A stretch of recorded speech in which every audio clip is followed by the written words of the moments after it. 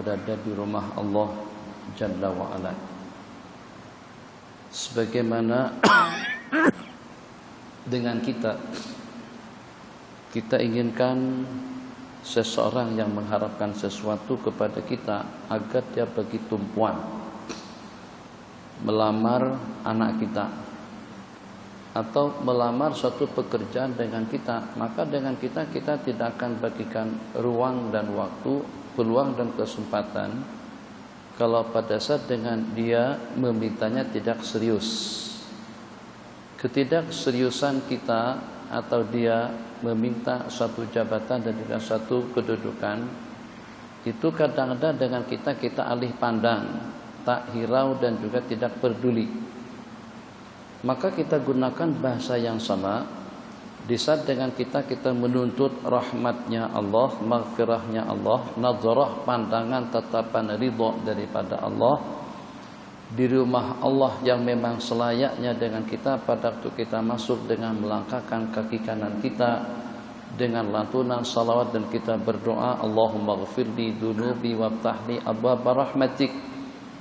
Di antara daripada matlamat dan target kita datang ke masjid adalah untuk kita mendapatkan keampunan dosa dan juga untuk kita mendapatkan rahmat daripada Allah Jalla wa'ala. Maka kita tunjukkan keseriusan kita memang betul-betul dengan kita dengan penuh harapan, fokus kepada permintaan yang kita mohon. Permohonan kita agar kita mendapatkan keampunan. Yang kedua akan kita mendapatkan rahmat daripada Allah. Di mana kita memohonnya? Di rumah Allah. Di mana kita memintanya? Di tempat yang menjadi tumpuan para al-malaikatul kiram. Maka dengan demikian wajar dan patut bahkan sewajibnya lah dengan kita tidak menyibukkan diri dan juga tidak mengucar-acirkan hati dan perasaan kepada hal-hal yang selain daripada untuk kita mendapatkan maghfirah dan rahmat dan keampunan. Kenapa? Kalau tidak dengan kita dianggap tidak serius, tidak fokus, tidak terlalu bergantung dengan harapan yang kita harapkan. Kalau untuk dapat jabatan terus kita tidak dapat, kalau untuk mendapatkan kedudukan terus kita tidak duduk, kalau untuk mendapatkan pangkat ternyata pangkat itu dielakkan daripada kita, itu tidak akan merugikan kita dari sudut, tidak akan merugikan kepada kita mungkin dunia akhirat, mungkin secara pasti itu dengan akhirat. Tapi tidak dapat diukur kerugiannya seperti apa, bahkan akan membawa kepada kecelakaan yang tidak ada habis-habisnya kalau pada saat dengan dua permintaan kita ditolak oleh Allah. Satu, untuk mendapatkan keampunan, yang kedua untuk kita mendapatkan rahmat. Sebab itu sangat-sangat kita perlukan yang pada waktu dengan kita sudah pergi, bahkan sepanjang di dunia pun sangat-sangat kita perlukan rahmat, belayan kasih sayang, maghfirah dan perlindungan daripada Allah. Bukan hanya pada waktu kita setelah kembali bermula daripada alam barzah sampai kepada alam kiamat, sampai dengan masing-masing ditempatkan di tempat yang abadi yang tidak akan mungkin atau yang tidak punya kesudahan tanpa ada penghujung yang menyudahinya. Maka kalau kita tidak dapat duit, tidak dapat harta, tidak dapat wanita, tidak dapat jabatan dan kedudukan di dunia, itu masih oke-oke saja. Tapi kalau tidak mendapatkan rahmat dan maghfirah daripada Allah, itulah yang disebut dengan celaka 20 atau celaka 12 atau juga celaka dunia dan akhirat. Maka agar Allah tengok keseriusan kita tadi itu, cobalah pada tiap kali kita datang ke masjid tidak ada sembarang gangguan yang mengganggu. Apakah dengan akhbar harakahnya, apakah dengan utusan Malaysianya, apakah dengan Kosmo dan juga dengan sinarnya, apakah handphone dengan WhatsApp dan Facebooknya, atau juga dengan semua gangguan yang mengganggu. Memang betul-betul pada waktu kita di masjid, hati kita ini sudah jadi milik Allah, tidak lagi miliknya handphone, tidak lagi miliknya SMS, tidak lagi miliknya WhatsApp dan Facebook atau juga dengan YouTube. Memang betul-betul kalau seandainya di-scan, kalau seandainya dibuka, yang ada tertera di dalam itu hanya Allah dengan keagungan Allah, kebesaran Allah, rahmat Allah, ridha Allah Subhanahu wa taala. Mudah-mudahan bahasa mukaddimah kita dapat dipahami sehingga pada waktu kita di rumah Allah Jalla wa Ala, baik saat ketika Allah tengok kita atau juga tengok hati kita, memang kita tidak disibukkan oleh sembarang kesibukan duniawi, memang betul-betul fokus kita dengan matamat dan target dan juga dengan harapan yang kita inginkan untuk mendapatkan rahmat dan ridha, keampunan dan maghfirah daripada Allah. Silakan. Bismillah. Waalaikumsalam warahmatullahi wabarakatuh. Apakah hukum imam solat melihat mushaf Al-Quran sama dengan solat wajib maupun sunat? Apakah hukum imam sembahyang dengan melihat Al-Quran? Apakah pada waktu melaksanakan sembahyang wajib atau juga dengan sembahyang sunat?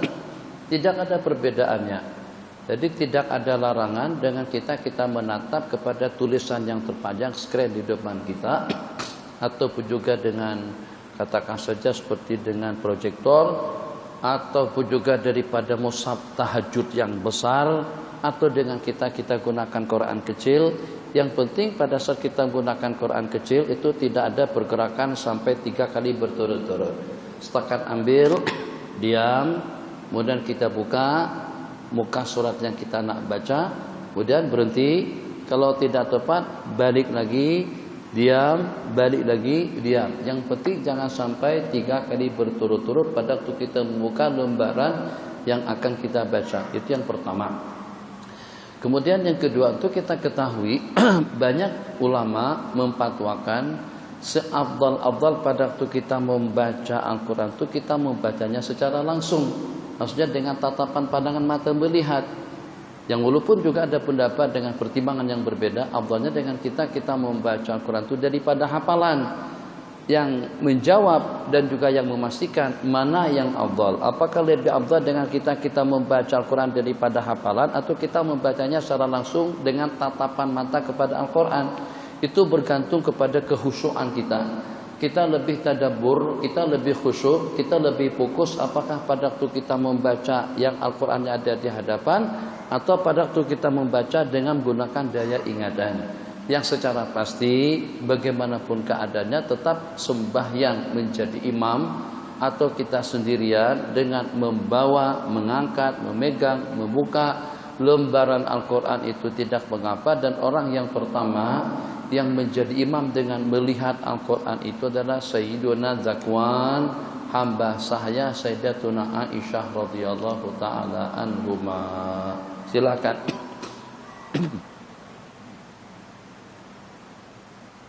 Bagaimanakah atau bolehkah kita mengetahui bahawa dosa-dosa kita Allah Subhanahu wa taala ampunkan setelah kita bertaubat? Yang pertama bukan urusan kita lagi untuk kepastian apakah dosa kesalahan kita itu telah terampunkan ataupun juga tidak. Jadi persyaratan yang disyaratkan, yang penting bagaimana dengan kita ajukan proposal. Kalau dengan bahasa proposal yang kita ajukan memenuhi dengan persyaratan yang disyaratkan. Syarat-syaratnya ada 3 atau 4. Menyesal yang pertama, meninggalkan yang kedua, dan berjanji untuk tidak mengulang kembali. Setelah kita ajukan proposal kita kepada Allah Jalla wa'ala, tanamkan keyakinan pasti dan pasti Allah yang Maha Pengampun dan juga yang Maha Pengasih akan mengampunkan segala dosa kesalahan kita. Selepas itu kita tidak perlu harus tahu. Tidak mesti dengan kita dimimpikan atau melihat petanda-petanda yang dengan dosa kesalahan kita itu sudah diampunkan oleh Allah Jalla wa'ala. Kenapa? Sebab kalau berkas kita itu sudah masuk, itu berarti sudah diterima. Itu perbedaannya dengan usulan atau juga dengan proposal yang masuk kepada kerajaan. Kalau pada waktu kita ajukan kepada kerajaan terus tidak ada jawaban, itu tidak pasti. Atau pada waktu masuk kepada pihak-pihak tertentu, apakah itu dengan kementerian atau juga dengan jabatan-jabatan, pada waktu berkas kita sudah masuk, itu kita tidak dapat pastikan. Tidak dapat pastikan, yang walaupun diterima tapi belum tentu dikabulkan, yang walaupun masuk tapi belum tentu diterima. Kita tunggu apakah disebabkan karena ditolak, Sehingga dengan kita tidak dapat jawaban, atau apakah dapat kita pastikan seketika berkas kita tidak kembali. Biasanya kalau dengan urusan bank, loan yang dipinjam itu berkasnya kembali dan terbalik kepada kita, itu tidak dikembalikan. Jadi kadang-kadang daripada pihak kementerian tidak dikembalikan itu tidak berarti tidak ditolak, tapi tetap berkas kita entah di mana diletakkan, masuk dalam gudang mana, dibuang di situ, tapi yang secara pasti tidak diterima. Kalau kita dengan Allah, taubat kita kepada Allah tidak seperti itu. Kalau sudah masuk proposal kita, permintaan kita dengan 3 syarat. Syarat yang pertama menyesal pada waktu kita bertobat. Yang kedua tidak akan mengulang kembali. Yang ketiga kita tinggalkan. Jangan sambil bertobat sambil melaksanakan perbuatan mungkar yang kita taubatkan. Jadi 3 syarat harus terpenuhi. Kalau yang keempatnya, kalau ada hubungannya dengan makhluk, maka kita minta ampun. Kemarin Anda sempat termakan tidak disengaja atau juga secara sengaja, sempat memerli, mencerca, mencaci, atau juga sempat melakukan hal-hal yang tidak menyenangkan. Itu kita kena minta maaf dengan orang berkenan. Kenapa? Sebab itu hubungannya dengan makhluk. Kalau dosa kesalahannya seperti dengan minuman, seperti dengan perempuan, seperti dengan katakan saja dengan tipu menipu, kesalahannya dengan Allah hanya 3 persyaratan saja yang harus terpenuhi. Tapi kalau hubungannya dengan makhluk, mencerca, mencaci maki, menyakiti, mencuri, menjuri, atau juga menerima riswah daripada seseorang, maka dengan kita harus minta maaf kepada orang berkenaan. Di mana dengan riswah yang kita terima dan yang kita berikan kepada seorang, berarti kita bersekongkol, terbabit sama-sama untuk melakukan perkara haram, ar-rashi wal murtashi. Nabi kita laknat yang menerima dan yang memberi. Maka dengan kita, kalau kita terbabit dalam memberikan riswah kepada seseorang yang mungkin tanpa dia sadari dikira itu adalah hadiah. Sebenarnya maksud kita bukan hadiah, itu adalah sogokan, itu adalah korupsi, itu menggelapkan uang rakyat. Daripada 1000 Rm 1000 kita tambah 2 kosongnya, jadi kepada 100.000. Maka uang pun keluar, anggaran daripada belanjawan yang keluar adalah 100.000. Jadi pada 100.000 tadi itu belanja yang sebenarnya tidak lebih daripada 1.000 saja. Jadi masih ada 99.000 yang masuk ke dalam poket dia. Waliyadzubillah. Itu karena minta maaf kepada kerajaan atau minta maaf kepada pihak-pihak yang berwenang. Atau juga dengan bel elektrik. Bel elektrik itu berlaku. Ya, ada masalah lah kalau bulannya Rp15, Rp20, Rp30. Tapi kalau bulannya sampai 3.400 sampai 3.456.000, itu dengan meternya pusing. Secepat jintu lajunya atau secepat maybe, maka bagaimana spek kelajuannya itu dapat kita turunkan. Kelajuannya hanya seperti saga aja, tidak lagi seperti Ferrari. Kita buat kelajuannya seperti kancil, tidak lagi seperti Lamborghini. Jadi daripada kelajuan Lamborghini kepada kelajuan kancil. Jadi jalannya pelan. Maka pemakaian yang sampai sekian ribu watt tadi itu bayar bulanannya tidak lebih daripada dalam Rp150 ya. Dulu 15.000, ekon ada 39, kipas ada 61, kemudian lampu penerangannya sana sini, lampu hak di tengah itu saja bulanannya sudah tidak kurang daripada dalam 1.300. Belum lagi itu dengan asrama-asrama, itu juga dengan bilik-bilik yang di sana ada ayan, ada setrika dan lain sebagainya. Tiap bulan tidak kurang daripada dalam 27.000 Rm menjadi pada 2.100. Berkat penahan yang kita letakkan pada meternya, akhirnya pelan, slow. Itu juga dosa, sebab kita menggelapkan uang kerajaan. Yang walaupun kita ada hak dengan kerajaan, tapi tetap kita telah menggunakan kepunyaan orang lain secara haram. Silakan. Doa adalah rukun dalam khutbah. Adakah wajib untuk makmum mengaminkan doa khatib kerana semasa khutbah makmum tidak boleh berkata-kata? Kata-kata yang sia-sia yang tidak boleh.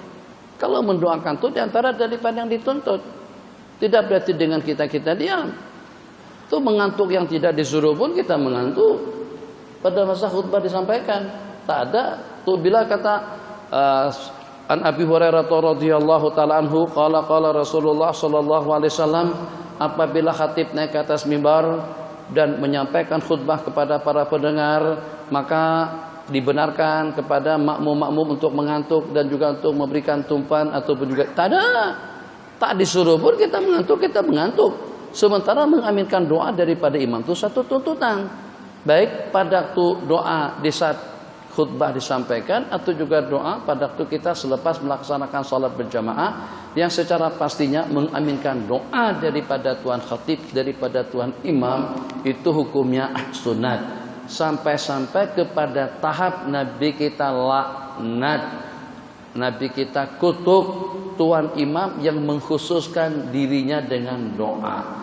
Tak boleh dengan imam berdoa untuk diri pribadinya saja. Kenapa? Sebab akan ada. Sebab pada masa imam berdoa, Rabbighfirli wali walidayya warhamhuma kama rabbayani saghira, itu doa untuk pribadi.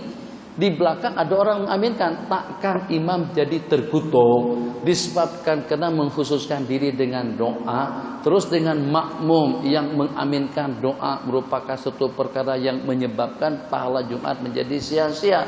Jadi kenapa imam dikutuk kalau berdoa sendirian? Karena pasti pada waktu imam membaca doa akan terdapat orang ramai yang mengaminkan di belakang. Maka untuk tidak menghampakan, untuk tidak mengabaikan makmum di belakang, imam dituntut untuk berdoa secara jamaah. Rabbighfirli, jangan Allahumma ghfir lana dzunubana wa liwalidina warhamhum kama rabbawna shighara. Bukan kita sendirian saja, tapi juga kita babirkan kepada orang ramai. Apalah artinya imam mendoakan kita semuanya, Allahumma ghfir lil mu'minina wal mu'minat wal muslimina wal muslimat. Kalau kita tidak ikut mengaminkan doa yang semacam itu, tidak ada larangan. Itu kesalahpahaman saja oleh yang mengatakan tidak boleh mengaminkan doa daripada imam.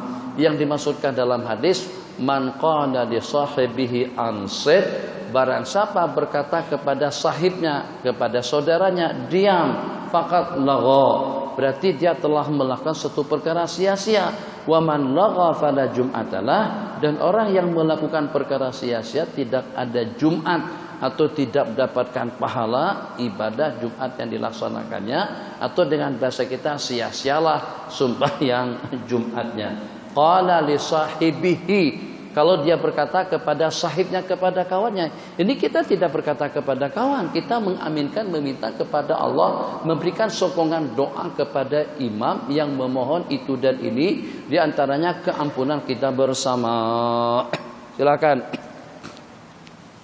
Bagaimanakah dikatakan reda? Kadang-kadang kita kata reda, tapi ada ketika terdetik dalam hati perkara tersebut seolah-olah tak reda. Bagaimanakah dikatakan memaafkan, sedangkan kadang-kadang perkara yang kita maaf itu terlintas di minda? Adakah masih belum cukup keredaan dan kemaafan itu? Jadi bagaimana? Bes, belum ambil lagi? Atau hanya gangguan syaitan? Atau itu hanya tidak lebih daripada bisikan syaitan. Minta maaf Ji, ya Allah, bukan saya kalau saya tak memaafkan kesalahan kecil semacam itu, tapi dalam hati masih geram lagi. Udahlah, tapi minta maaf, ana luar dalam dah memaafkan. Sebelum awak minta maaf pun kan aku udah maafkan. Itu kan ada unsur kenipakannya di situ. Tapi dalam waktu yang sama, yang namanya urusan hati itu kadang-kadang suatu hal yang susah untuk ditata. Maka paling tidak, kalau seandainya tidak sampai ke hati, paling tidak dengan kita sudah mampu untuk melakukan tahapan yang pertama. Jenjangan yang pertama, kita maafkan dulu secara zahir, yang mudah-mudahan pengampunan, pemaafan kita itu juga sampai ke dalam hati. Jadi yang dengan kita sudah tidak menyimpan rasa dendam dan benci. Tapi macam mana pun, ini kata-kata daripada Indira Gandhi. Jadi kata Perdana Menteri India, kata Perdana Menteri Pakistan Indira Gandhi, betul? India Pakistan. Indira Gandhi, atau bapaknya dia Ali Bhutto, kalau tidak salah, apalah Bhutto ada ujungnya.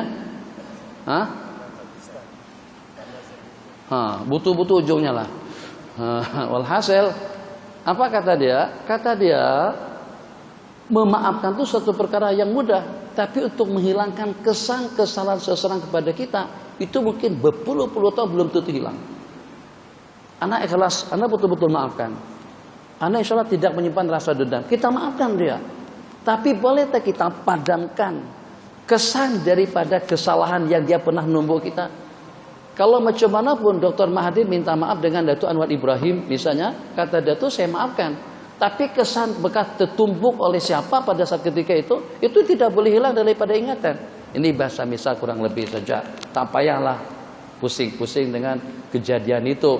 Cuman macam mana pun orang yang pernah numbuk kita, menampar kita, menempeleng kita, atau juga pernah memukul kita, menyakiti kita, kita boleh maafkan dengan tulus ikhlas luar dan dalam. Tapi kesannya tidak akan dapat kita hilangkan, tetap saja segar dalam ingatan kita. Mungkin sampai hari kiamat pun kita ingat. Tapi kita seronok, kenapa? Sebab dengan tumbukan dia tadi itu dia masuk surga.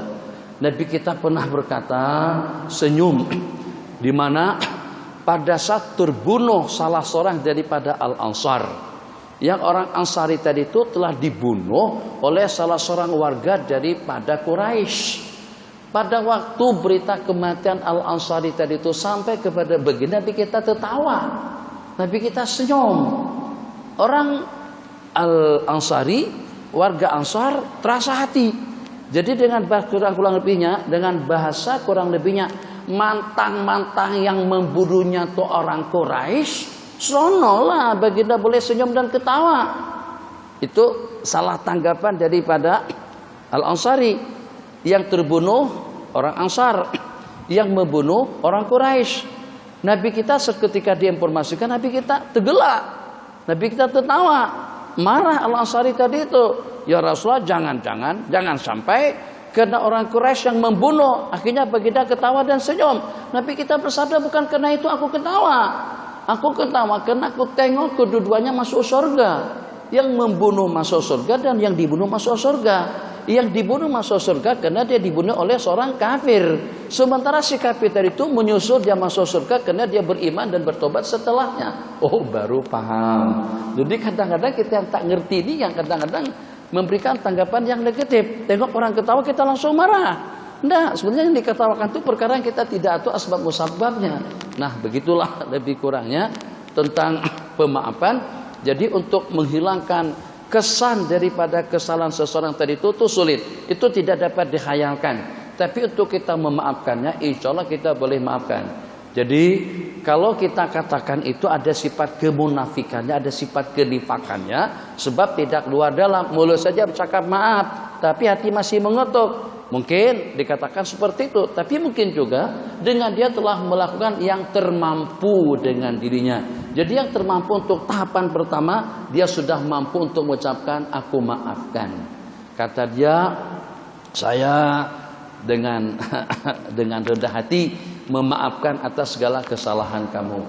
Macam itulah juga halnya tadi dengan ridho. Maka kira-kira terkesan dosa kalau pada itu dengan kita mengatakan aku restu dan ridho. Saya ridho dengan cobaan dan ujian yang menimpa. Tapi dari sudut lain, jumpa dengan yang lain, merepek. Allah, musibah demi musibah semalam tuh kayak pancit. Kemudian tambah besar lagi, kereta rusak, enjinnya terbakar. Kemudian lepas itu kehilangan pula. Lepas itu eksiden lagi. Lepas itu anak pula meninggal dunia. Masih syukur lagi kalau dia tidak mati. Alhamdulillah ala kulli hal. Jadi tadi itu simbang syaridah atas segala ujian yang menimpa. Tapi daripada sudut lain atau dengan orang lain mengeluh, apa pula entah selepasnya apa pula yang akan menimpa. Itu kan perangai orang yang tidak ridha dengan cobaan dan ujian. Jadi kita pandang juga daripada dua sudut. Yang dengan dia meluahkan restu dan ridha dengan segala ketentuan takdir, itu sebagai tahapan yang pertama. Dan usahakan dalamannya pun juga seperti itu, sehingga dengan kita tidak mengeluh atas cobaan dan ujian yang menimpa. Silakan.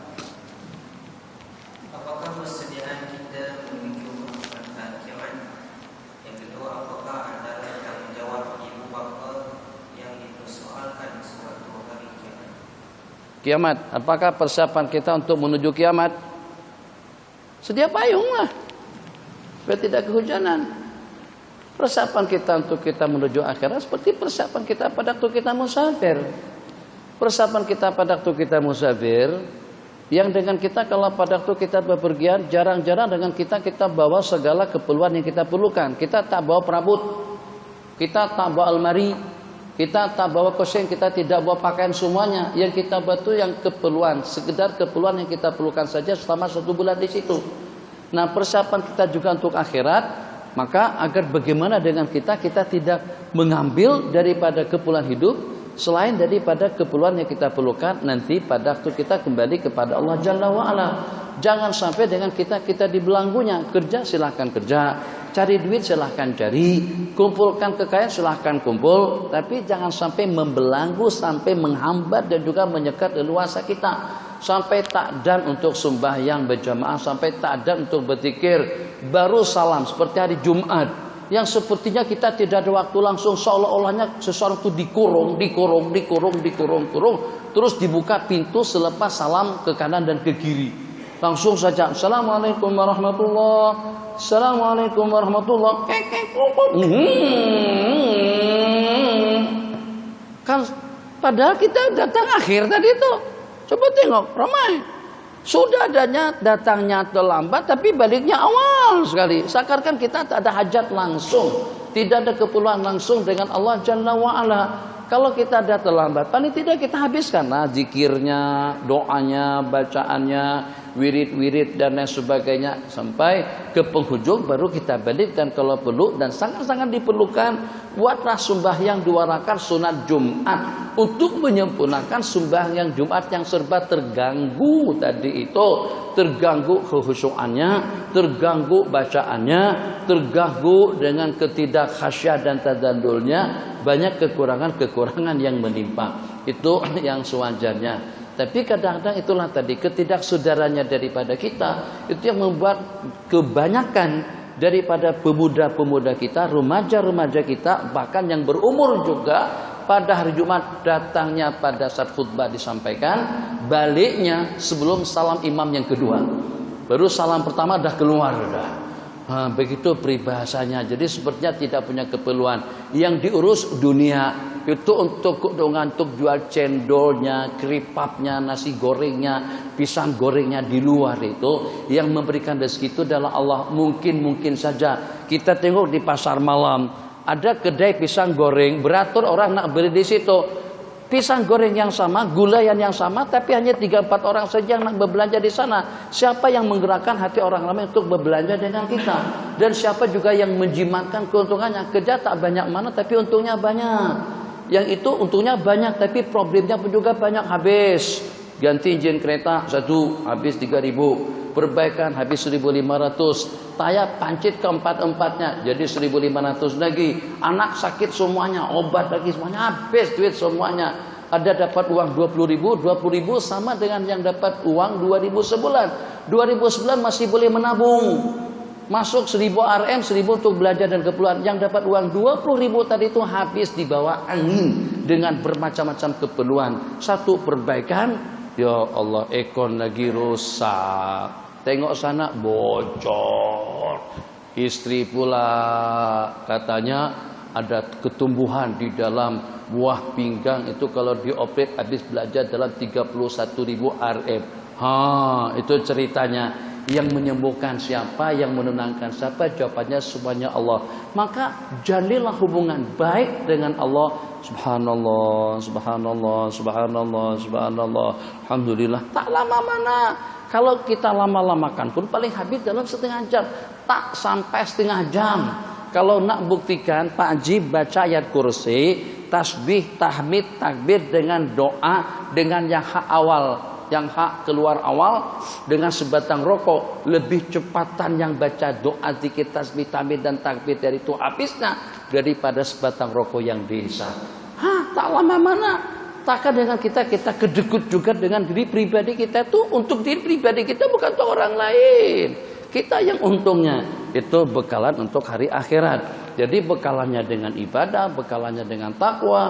Kita sebagai seorang mukmin jangan sampai merasa cukup dan puas dengan kebaikan yang kita laksanakan, ikut bidangnya masing-masing, yang mengajar, yang mendidik, yang menyampaikan kuliah-kuliah agama, yang melakukan ubudiyah, takwa, zikir, tasbih, tilawah, amalan-amalan baik, itu jangan sampai pernah merasa puas dengan kebaikannya. Nabi kita bersabda, hatta yakuna muntahahul jannah, sehingga kalau penghujungnya itu sudah berada di dalam surga. Kalau nak terasa puas juga, nanti kalau sudah berada di dalam surganya Allah Jalla wa'ala, baru kita merasa cukup. Dan jangan pernah merasa aman daripada penghujung dan juga daripada tipu daya iblis selama kaki kiri kita masih belum menyusul kaki kanan yang sudah masuk ke dalam pintu gerbang surga. Apa kata Sayyidina Utsman? Kamu jangan sampai merasa aman daripada makrullah, daripada tipu daya iblis.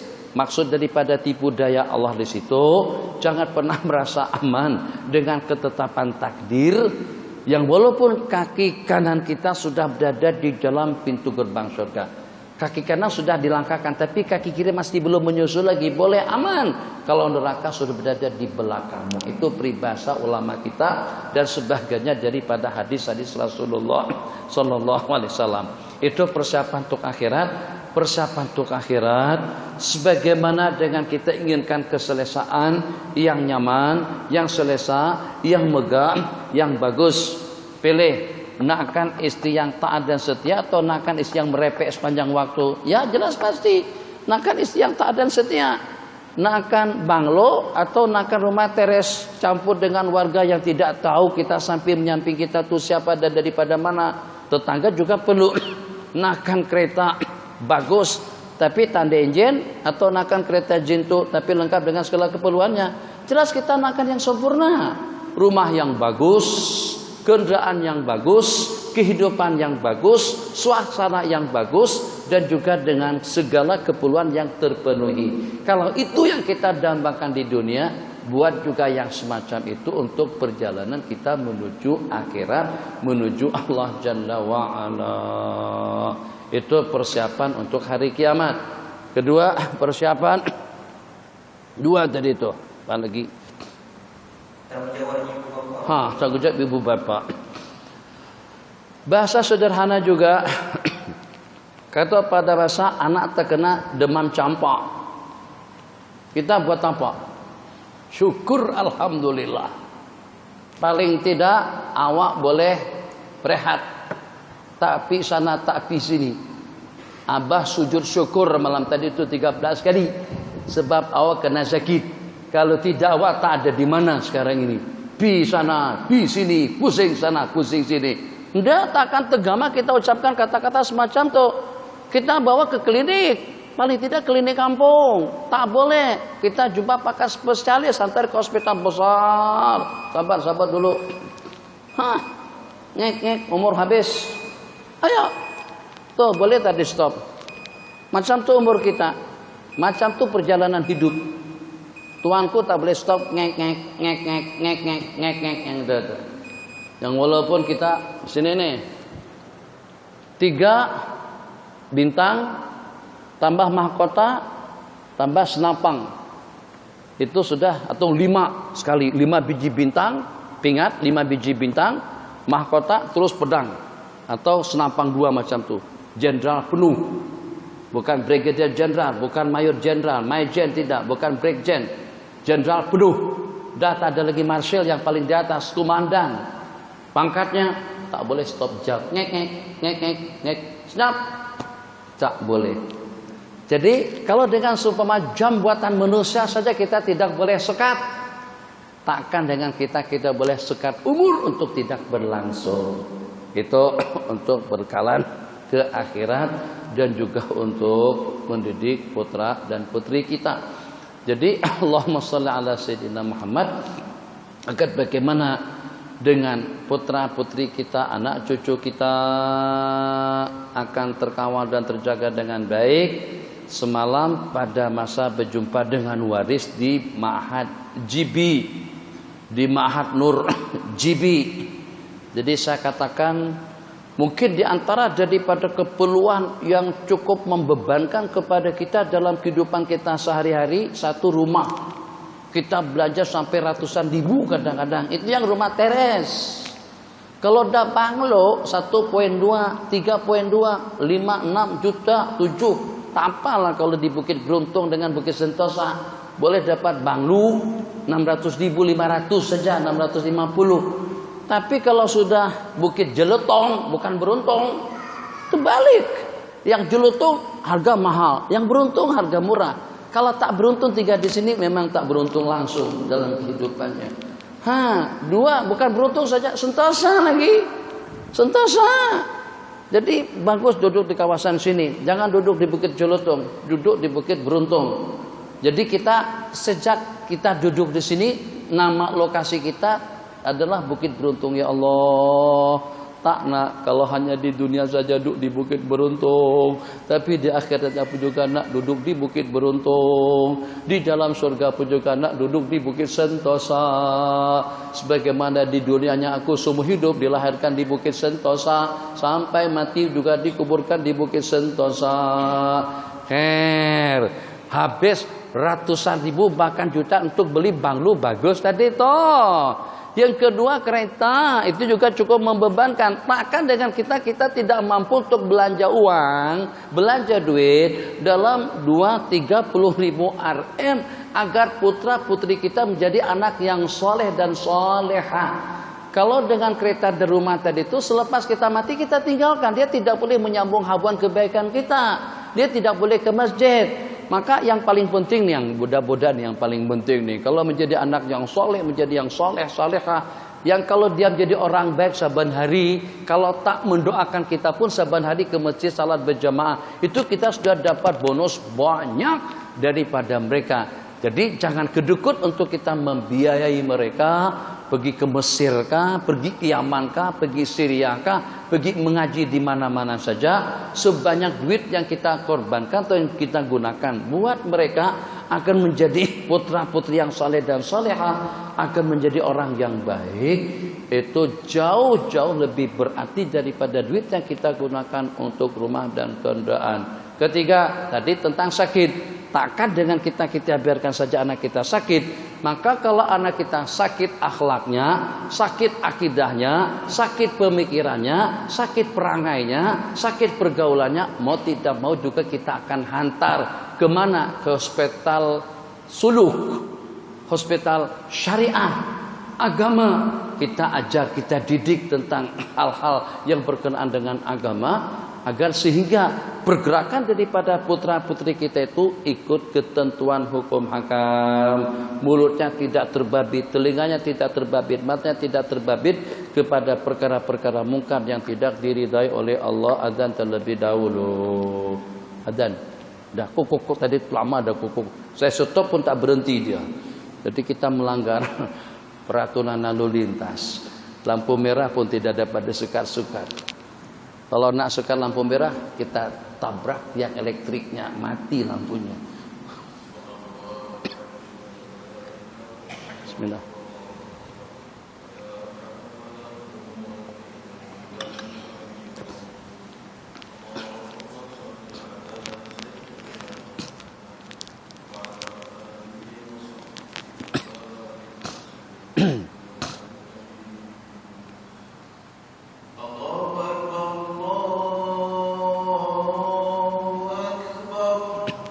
Allahu Akbar, Allahu Akbar.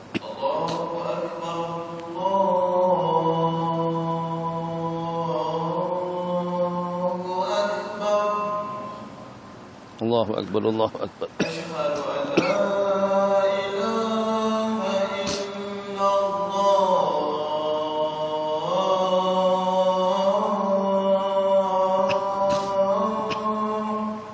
Asyhadu an la ilaha illallah.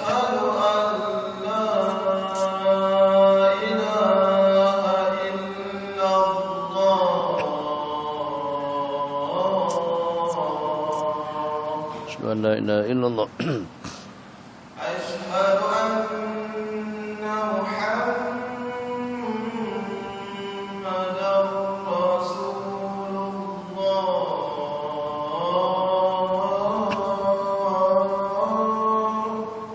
Asyhadu anna Muhammadar Rasulullah sallallahu alaihi wasallam.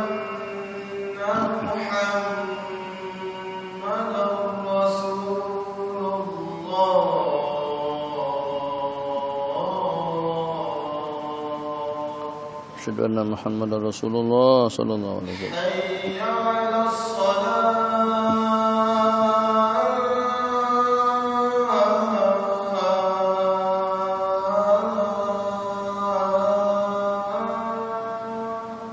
La haula wala quwwata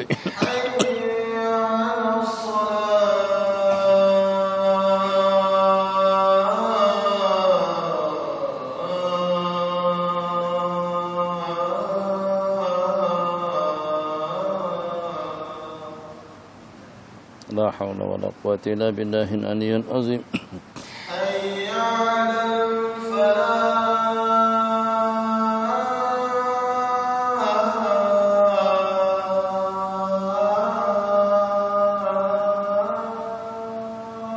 La haula wala quwwata illa billah.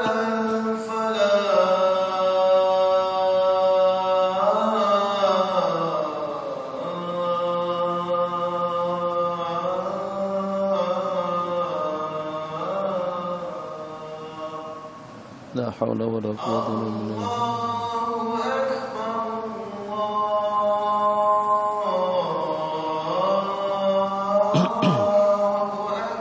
Allahu akbar, Allahu akbar.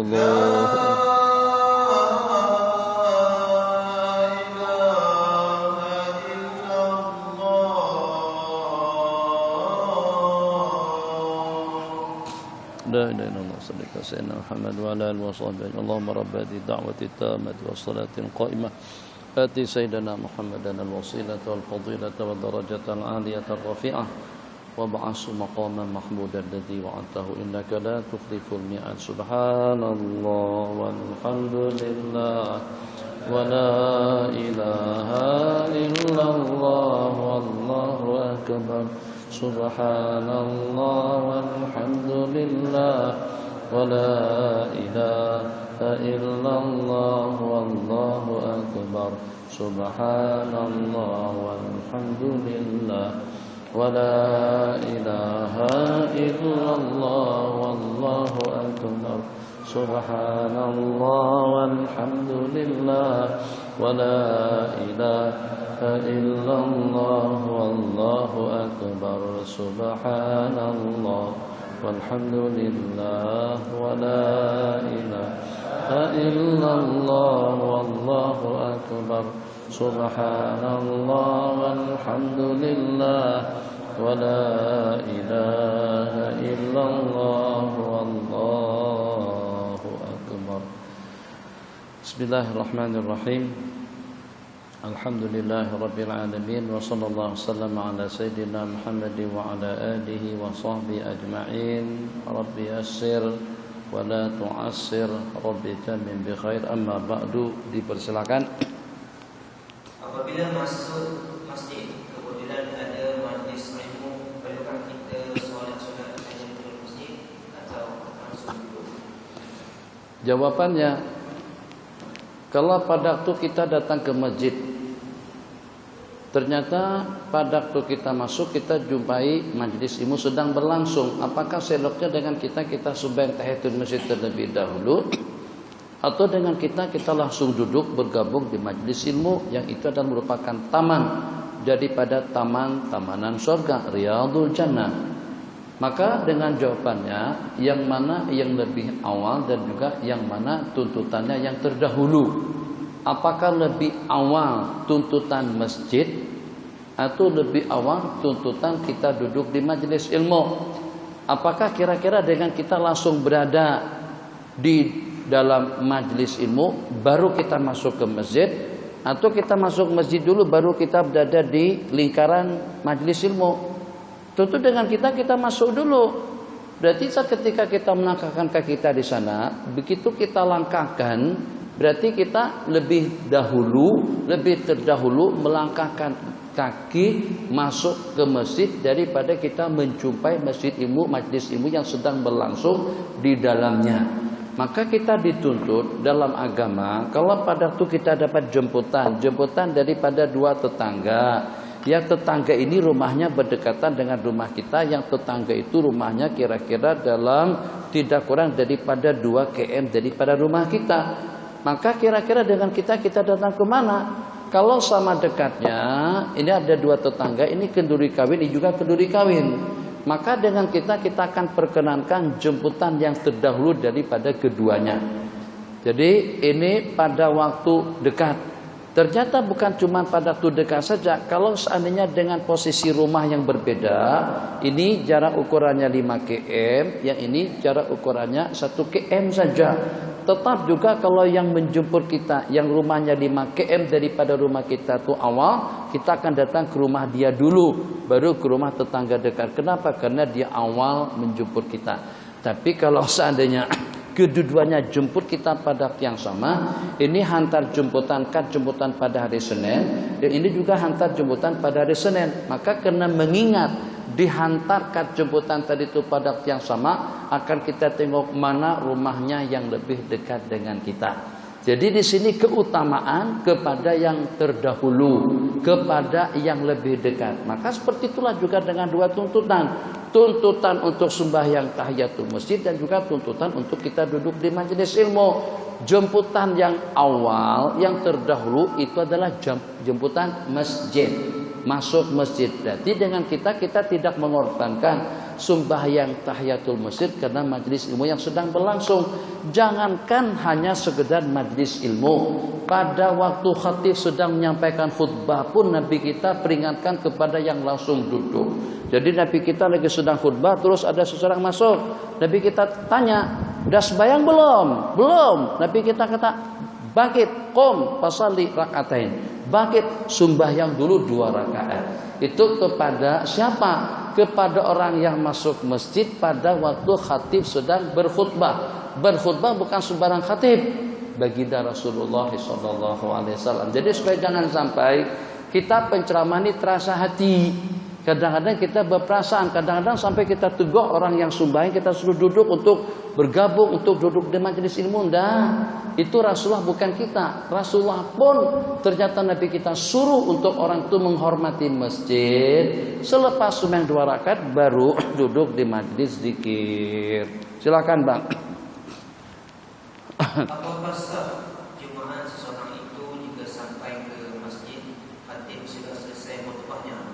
Adakah dia kena solat zuhur saja?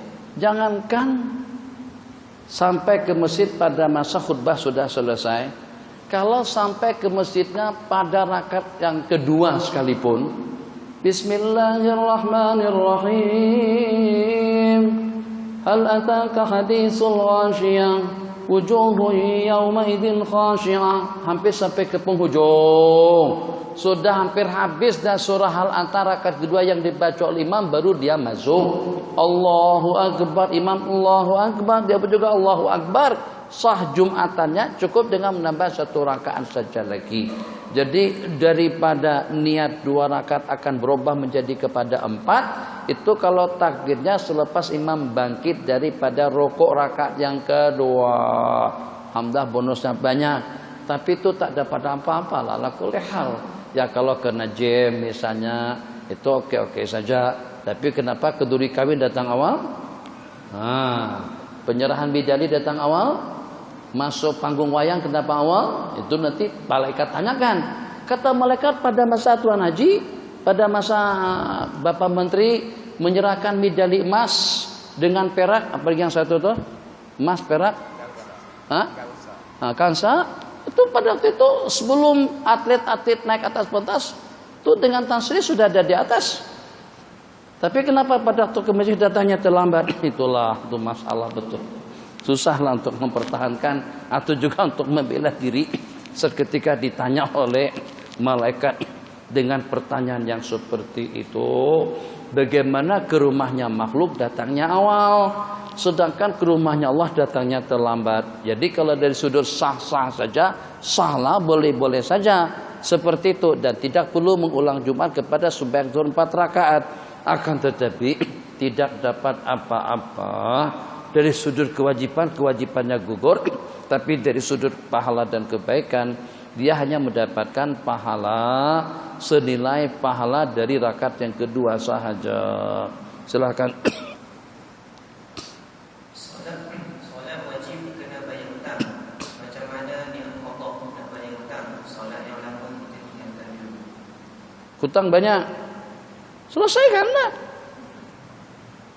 Hutang piutang dengan makhluk pun karena jelas. Nanti keluar amaran, akan di blacklist, tidak boleh keluar daripada negara, paspor tak boleh keluar. Kenapa? Karena masih ada hutang piutang dengan kerajaan. Itu kan. Nah, itu masih mendingan kerajaan yang blacklist kita. Kalau kita di blacklist oleh Allah macam mana? Mungkin blacklist yang terakhir nyawanya dicabut. Innalillahi wa inna ilaihi rajiun. Meninggal dunia, sedangkan kita masih belum siap dengan perjalanan yang akan kita tempuh jauh. Bukan seperti rantau panjang saja, panjangnya tidak dapat diukur dengan ukuran panjang. Sungguh apa yang dikatakan perjalanan hidup kita tidak ada kesudahannya nanti. Jadi kalau hutang piutang kita dengan makhluk saja, pertama amaran. Kemudian yang kedua, kereta kena ditarik sama bank, diambil, nanti akan dilelong. Nah, takkan hutang kita dengan Allah tidak kita lunaskan. Bank hanya setakat bagi pinjaman, dia bagi duit dia. Apakah bank bagi kita nafas, bagi kita taufik, bagi kita hidayah, bagi kita selesa, tidur, nyenyak, makan lalu? Itu tak ada. Itu semuanya daripada Allah Jalla wa'ala. Kalau dengannya setakat bantuan uang saja daripada bank, karena dijelaskan bagaimana kira-kira kalau pada itu kita ada hutang dengan Allah. Tidak betul Salafi dan Wahabi yang memfatwakan cukup dengan bertobat saja. Kalau cukup dengan bertobat, kita kiaskan juga dalam masalah keuangan. Kita beritahu kepada bank, anak sudah tobat dan nasuha, aku takkan pinjaman lagi, takkan ngurus loan lagi dengan bank. Aku udah tobat dah. Jadi minta dipadamkanlah hutang-hutang lama aku. Kata bank tak apa, tapi masuk jil dulu, masuk tukap dulu. Mana mungkin? Tak boleh dipadamkan. Kenapa? Sebab itu hutang kita. Hutang kena dibayar, kena dikembalikan. Makanannya kita makan, minumannya kita minum, waktunya kita gunakan, peluangnya kita manfaatkan, kesehatannya ikut keperluan kita masing-masing. Takkan dengan hutang piutang kita tidak dibayar. Kamu telah terutang banyak, aku bagikan. Pada waktu kamu tak sembahyang pun, aku tetap bagi makan minum keselesaan hidup. Tetap kamu leluasa untuk bernafas. Tetap kamu leluasa untuk melihat dan mendengar. Tetap kamu leluasa untuk bergerak dan melangkah. Aku tak sekat sedikit pun daripada leluasa keperluanmu. Takkan dengan kita masih menawar kembali untuk kita tidak mengqadha kewajiban sembahyang yang kita tinggalkan. Jadi ulama mengatakan dalam kondisi seperti itu udah tak payah melaksanakan sembahyang sunat. Yang sembahyang sunat itu diganti dengan salat qadhaan saja. Memang orang peliklah dengan kita. Kita selepas sembahyang Jumat 2 rakaat terus sembahyang lagi 2 rakaat dan baca kunut. Orang tertanya, sembahyang sunat Jumat itu ada kunut kaji? Enggak. Kita bilang itu khas kunut itu untuk aku juga. Nah, kenapa? Sebab kita buat qadhaan subuh selepas sembahyang Jumat. Itu urusan perusahaan kita, rahasia perusahaan, rahasia pribadi kita sendiri. Daripada kita buat sembahyang sunat ba'diyah Jumat, pahalanya setakat 10 kali ganda. Tapi kalau dengan sembahyang qadhaan fardu, pahalanya 70 kali lipat lebih afdal daripada sembahyang sunat yang kita laksanakan. Selepas itu tobat, istighfar. Jadi melaksanakan qadhaan itu sama hanya dengan kita melunasi hutang, sama kita menjelaskan hutang. Kemudian istighfar dan tobat itu sama dengan ucapan minta maaf karena kita terlambat bayar dengan bank. Silakan. Bagaimana kita dapat meningkatkan pahala solat jemaah dari 27 pahala sehingga tidak terkira pahalanya? Sehingga dari 27 pahala sehingga tidak terkira pahalanya. Gimana kira-kira supaya yang berjemaah kita ini tidak terkira bilangan pahalanya, jadi akan lebih berlipat ganda. Satu, dengan kita melaksanakan sembahyang di tempat-tempat mulia pada waktu yang mulia dengan orang-orang yang mulia. Jadi di tempat-tempat yang mulia seperti di tanah haram, Mekah, Madinah, Baitul Maqdis, itu tempat-tempat yang mulia. Yang kedua, di dalam masjid. Berikutnya surau. Berikutnya majelis taklim di tempat kita mengadakan pengajian ilmu. Yang kedua, akan berlipat ganda ganjaran pahalanya itu dengan waktu. Tapi dengan sembahyang 5 waktu sudah ada ketetapan waktunya. Tapi dia akan berlipat ganda karena di bulan Ramadan, karena di bulan Asyurul Hurum, seperti kita sekarang berada di bulan Muharram. Yang ketiga, akan berlipat ganda pahalanya dengan orang-orang yang mulia.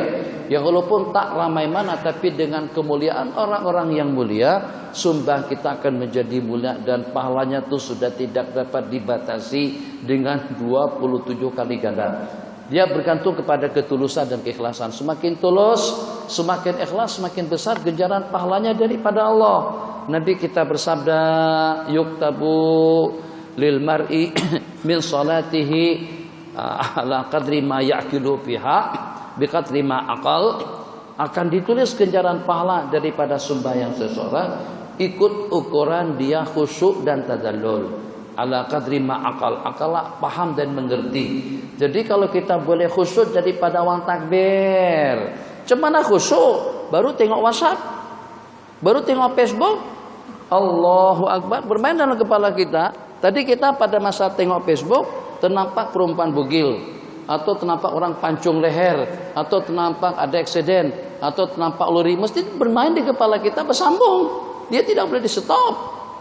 Benarnya masih ada lagi dalam kepala Allahu Akbar, yang walaupun Allahu Akbar, tapi kepala kita atau pikiran kita masih kepada Facebook, atau juga masih kepada pendengaran yang didengar, penglihatan yang dilihat, atau juga dengan sesuatu yang direnungkan dan dipikirkan.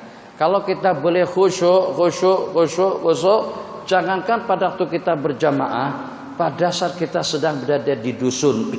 Baru-baru ini di Sabah, saya sebut dusun, rupa-rupanya dusun-dusun di sana tuh sama orang asli. Beda dengan dusun kita di sini. Tuh yang punya dusun, maksudnya yang punya keluarga daripada orang asli. Beda dengan pahaman kita di Semenanjung. Senanjung dusun berarti kebun. Jadi sana sebut kebun durian, gitu. Kebun durian, kebun cempada, rambutan. Jangan sebut dusun durian. Mereka tak paham. Kalau dusun berarti manusianya yang berdasarkan daripada suku Iban, suku Dayak, suku apa seperti itu. Khair. Ala kulli hal, pada waktu kita sedang berada di dusun, Nabi kita bersabda, terus masuk waktu, dia kumandangkan adzan dan qomat, terus dia sembahyang, terus dia bersembahyang, maka akan bersembahyang di belakangnya jumlah bilangan yang tidak dapat dihitung dengan angka, ramai sungguh di kalangan makhluk gaib, di kalangan malaikat dan juga dengan jin-jin Islam yang sembahyang bersamanya. Itu ganjaran pahalanya tidak dapat dihitung dengan angka. Kesimpulannya, tingkatkan keikhlasannya, akan lebih ganjaran pahalanya daripada 27 kali ganda. Kata ulama, tidak penting dilipat gandakan ataupun juga tidak pahalanya, yang penting diterima oleh Allah. Tiap amalan yang diterima itu berarti banyak, yang walaupun sedikit. Sebanyak apapun amalannya, kalau ditolak itu berarti sedikit. Waliyadzubillah. Renung sejenak, menghimbau kembali. Seronok tak kalau pada itu dengan lembaran hidup kita nanti dokumen diserahkan satu persatu, besar dokumennya. Situ ada catatan amalan kita sepanjang tahun. Muka surat pertama Facebook, handphone, SMS, Facebook, SMS, isinya. Lembaran kedua handphone. Lembaran ketiga waktu subuh handphone. Lembaran berikutnya waktu makan handphone. Saya terkesan dengan ucapan Ustaz Aminuddin baru-baru ini di Bogor pada masa daurah, dan ucapan terima kasih banyak-banyak yang walaupun tidak memenuhi atau juga tidak mampu untuk memenuhi segala keperluan yang diperlukan, tapi cukup membantu. Bantuan daripada jamaah Ustaz Hazli di sini, mungkin di pengajian-pengajian lainnya. Jadi pada program yang baru-baru tadi itu kita hitung program selama 5 hari berturut-turut sampai hari kemuncak malam yang terakhir, itu menghabiskan biaya kira-kira dalam 120 juta lebih. Rupiah. Bukan RM lah, RM bankrupt lah kita. Jadi dengan RM-nya kira-kira lebih daripada dalam 40 ribuan RM. Alhamdulillah sedikit sebanyak dari Bukit Beruntung atau daripada pengajar Ustaz Hazli pun juga cukup meringankan bebanan anggaran atau belanjawan yang sebanyak itu. Pada malam terakhir Ustaz Amiruddin menceritakan tentang 3 beranak. Satu yang bernama Hasan bin Soleh, yang kedua yang bernama Ali bin Soleh dengan mak mereka. Di mana yang 3 beranak ini pada tiap malam mereka tuh mereka bagi kepada 3, yaitu masing-masing ambil bagian untuk membaca 10 juz Al-Quran. Anak yang bernama Soleh, yang bernama Hasan 10 juz, yang bernama Ali juga 10 juz, mak mereka pun juga baca 10 juz. Masya Allah tabarakallah. Berpusing, berputar waktu dari hari ke hari, meninggal mak mereka, sehingga dengan pusingan bacaan Al-Quran yang 30 juz tadi itu dibagi 2 oleh Ali dengan Hasan, masing-masing kebagian 15 juz. Setelah meninggal salah seorang daripada mereka berdua, ke-30 juznya ditanggung, dibaca habis oleh yang masih hidup. Itu gambaran sebagian daripada salafun saleh kita dahulu. Al-Quran dibagi 3. Kalau kita sekarang handphone ada 3. Mak pegang handphone, anak yang tua pegang handphone, anak sulung juga pegang handphone. Mak dengan Facebook, anak dengan YouTube, sementara anak yang satunya lagi dengan WhatsApp. Masing-masing sibuk dengan 3 bahagiannya masing-masing. Itu gambaran di zaman kita sekarang. Seronok tak? Kalau pada saat kita buka lembaran, detik-detik waktu di dalam masjid seronok dah. Alhamdulillah. Iktikaf di masjid. Rupa-rupanya isinya WhatsApp. Seronok dah. Ada hitungan waktu maghrib sampai ke isya duduk di masjid. Tapi ada tulisannya simbang. Kan kecewa kita. Kecewa, malaikat jadi kecewa, kita juga jadi sedih dan kecewa, merasa rugi betul. Kita nak padam, nak patah balik ke dunia sudah tidak ada kesempatan. Bukan tidak ada kesempatan, dunianya pun juga pada seketika itu sudah hancur. 2, 3, habiskan. Apakah ada keutamaan membaca doa iftitah dalam salat sunat? Apakah ada keutamaan? Bagaimana tidak ada keutamaan? Memang itu suatu tuntutan. Tidak ada beda antara sembahyang wajib dengan sembahyang sunat. Doa iftitah itu sangat digalakkan. Hanya dengan kita suka pilih. Kita punya beberapa pilihan. Allahumma ba'id baini wa baina khadayaya kama ba'adta bainal masyriqi wal maghrib. Ya Allah, jauhkanlah aku dengan dosa-dosa kesalahanku sebagaimana Kau jauhkan antara timur dan barat. 1.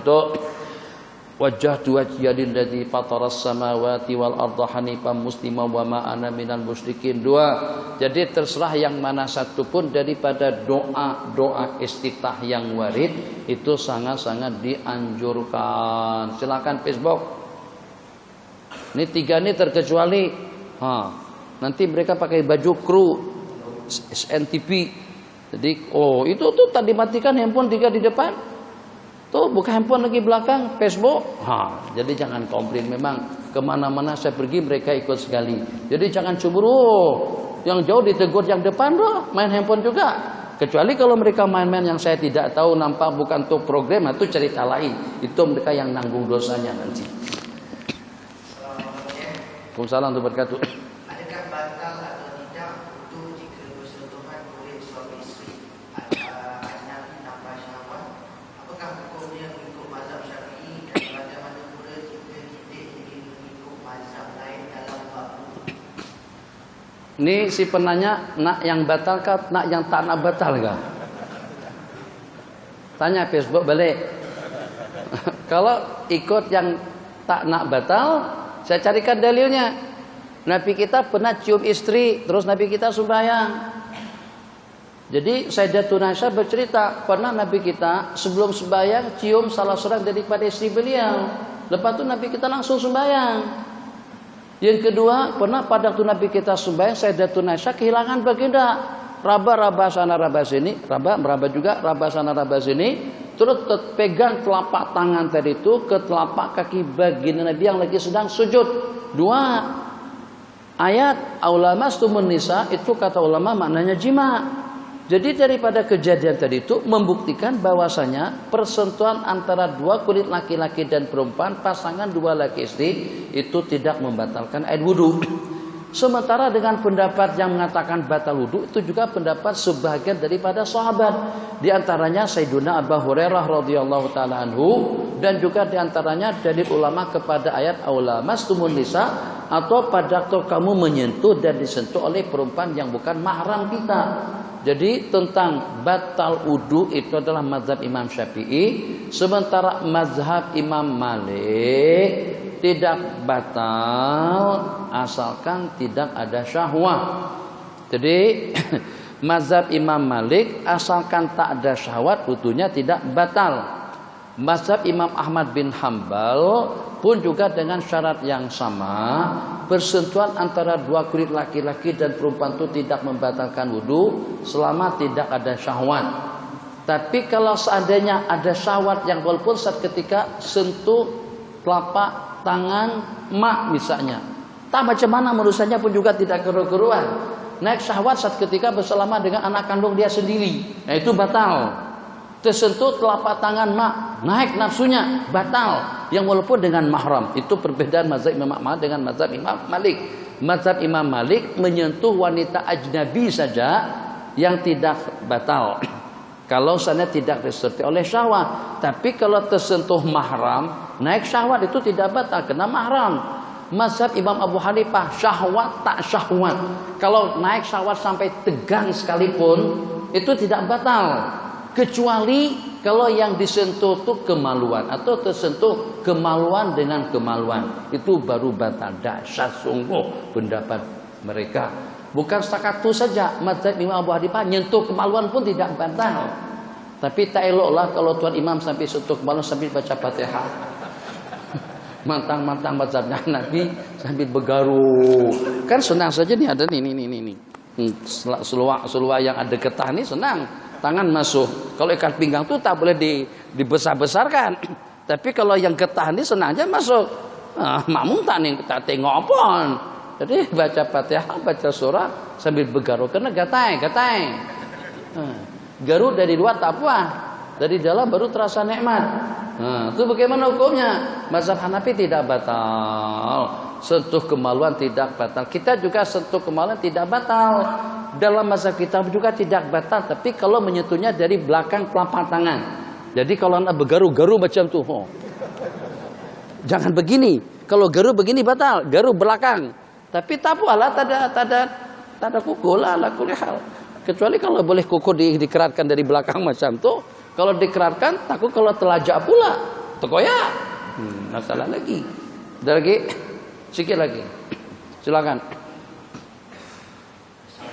Salam wabarakatuh.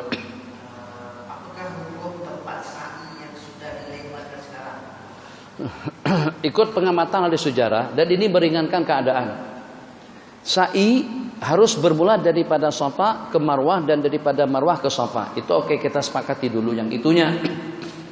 Sementara bagaimana dengan pelebaran tempat sa'i? Bukan pemanjangan, pelebaran.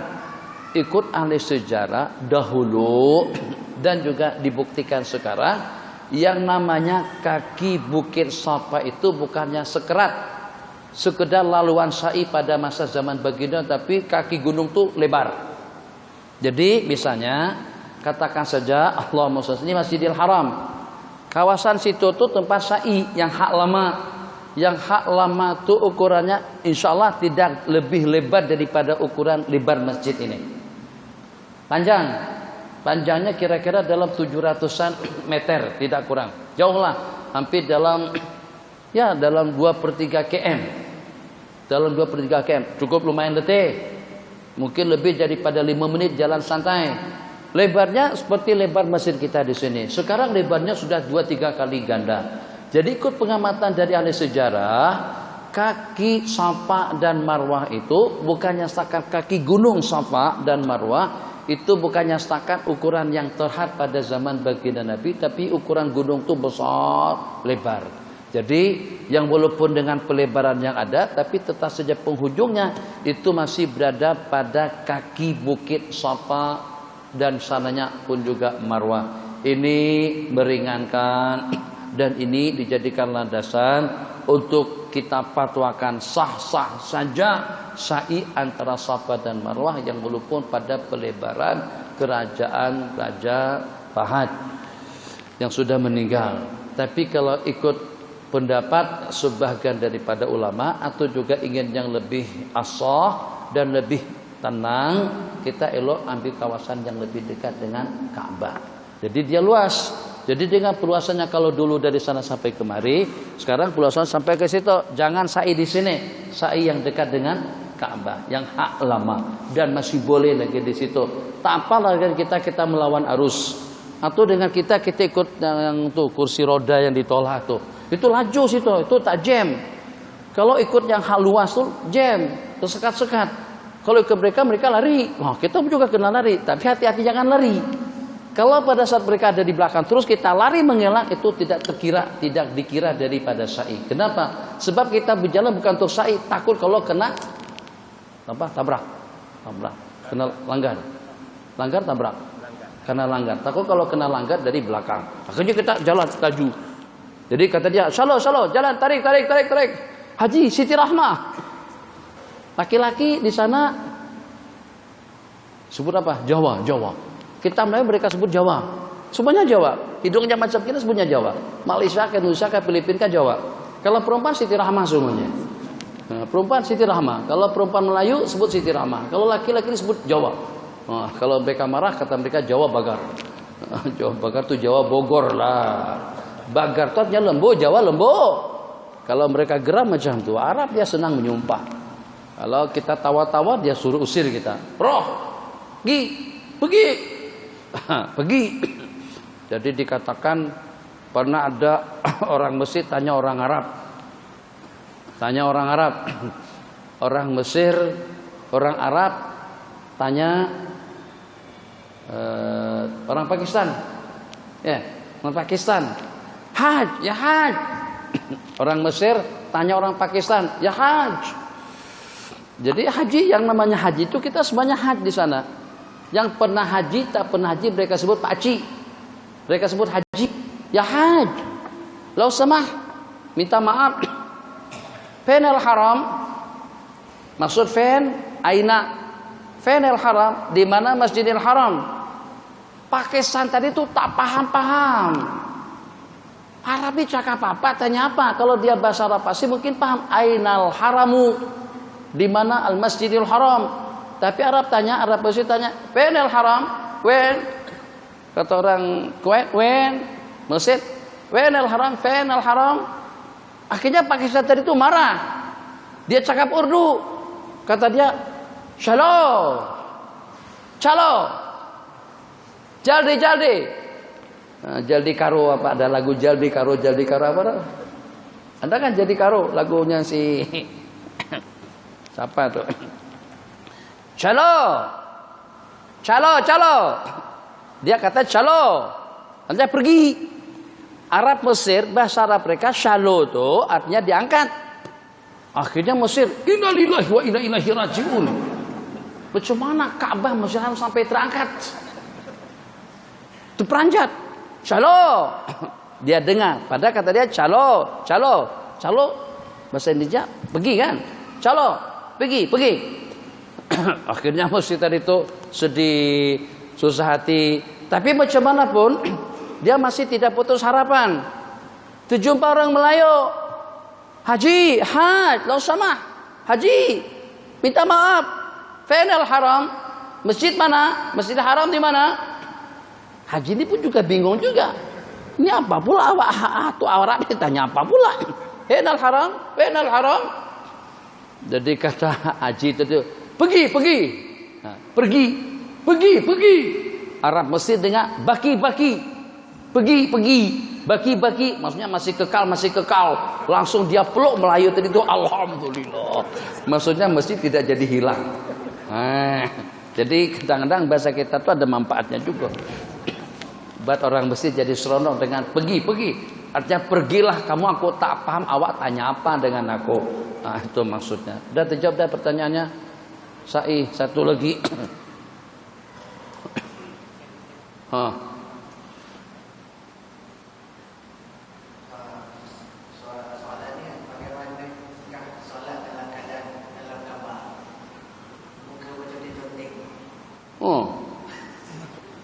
Muka seperti pantomen ya.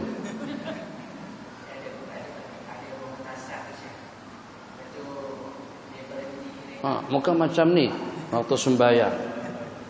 Gimana kira-kira? Jadi penampilan. Nah, ini pula pakai baju tengkorak, pakai baju seperti apa? Lagi yang ini entah muka dia apa-apakan, dia dirusak-rusak mukanya dia. Tuan imamnya macam mana pula? Tuan imamnya, tuan imamnya muka macam ini. Ini muka seperti orang gila semuanya. Jadi sah tak? Dari sudut sah saja. Asalkan rukunnya sempurna, syaratnya sempurna, pergerakannya sempurna, sembahyang dari sudut sempurna. Dari sudut gugur kewajiban. Tapi itu cara yang tidak sopan. Kita dengan manusia pun kita tak tergama berjumpa dengan orang yang kita segani dengan muka seperti itu. Coba tengok polis atau juga tentara atau orang-orang yang pakai topi.